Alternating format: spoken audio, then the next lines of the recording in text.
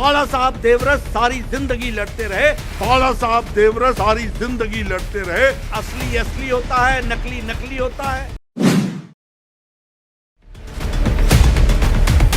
लोकसभा आणि विधानसभा निवडणुकीला जवळपास 1-1.5 वर्ष बाकी असतानाच भाजपने आतापासूनच जोरदार तयारी सुरू केली आहे। त्याचाच एक भाग म्हणून भाजपकडून मिशन महाराष्ट्र सुरू करण्यात आले। याच मिशन महाराष्ट्रमध्ये भाजपचे राष्ट्रीय अध्यक्ष जे.पी. नड्डा यांनी औरंगाबाद येथील जाहीर सभेत बाळासाहेब ठाकरे यांच्या नावाचा जो काही उल्लेख केला त्याची चर्चा सुरू झाली आहे। कि यह सरकार जो बनी थी, यह सरकार चुनाव के दौरान हम जब आए थे तो प्रधानमंत्री जी ने कहा था ऊपर नरेंद्र नीचे देवेंद्र, और इस बात को लेकर के हम आगे बढ़े थे। उद्धव ठाकरे जी ने भारतीय जनता पार्टी को धोखा देकर, कुर्सी की गद्दी के लालच में आकर उनके साथ जाकर के मिल गए जिनके खिलाफ बाला साहब देवरस सारी जिंदगी लड़ते रहे, वही कांग्रेसी और वही एनसीपी के साथ जाकर के मिल गए। और किस लिए मिले? कुर्सी के खातिर विचारों का बलिदान दे दिया, वैचारिक पृष्ठभूमि को भूल गए।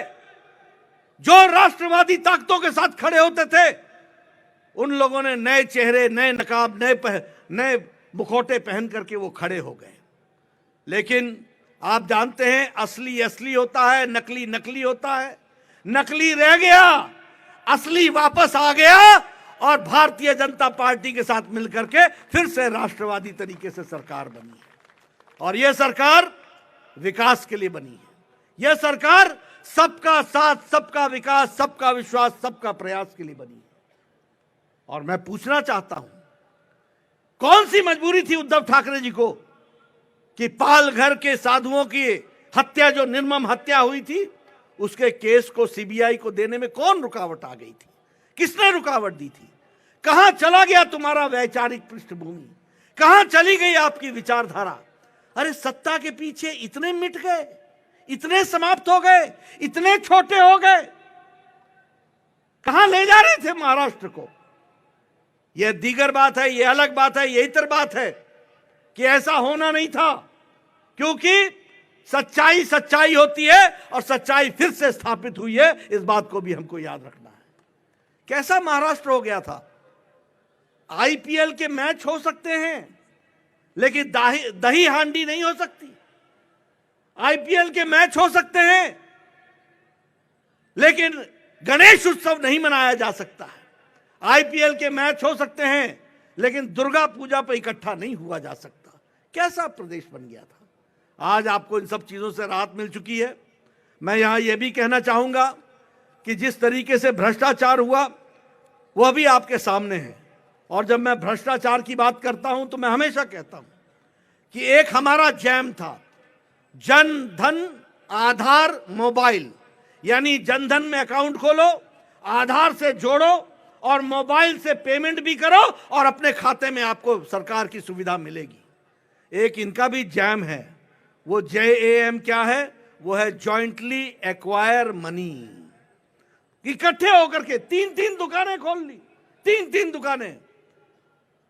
पहले उद्धव ठाकरे की शिवसेना को अर्पण करके आओ, फिर कांग्रेस को करो, फिर एनसीपी को करो, 3-3 दुकानें खोल गई, कोई काम नहीं।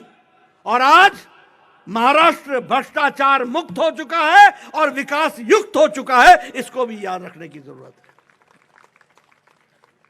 और अगर मैं कहूं डीबीटी, तो हमारा था डायरेक्ट बेनिफिट ट्रांसफर, यानी जो पात्र है उसको डायरेक्ट बेनिफिट का ट्रांसफर हो जाए।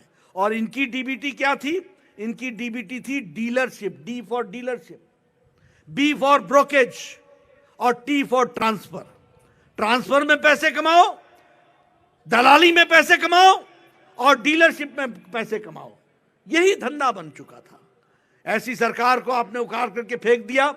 मैं आपको बधाई भी देता हूं, धन्यवाद भी देता हूं और आपको विश्वास दिलाता हूं कि एकनाथ शिंदे और देवेंद्र फडणवीस जी की सरकार मजबूती से महाराष्ट्र की जनता की सेवा में जुटेगी, विकास को आगे बढ़ाएगी और आगे ले जाने का काम करेगी।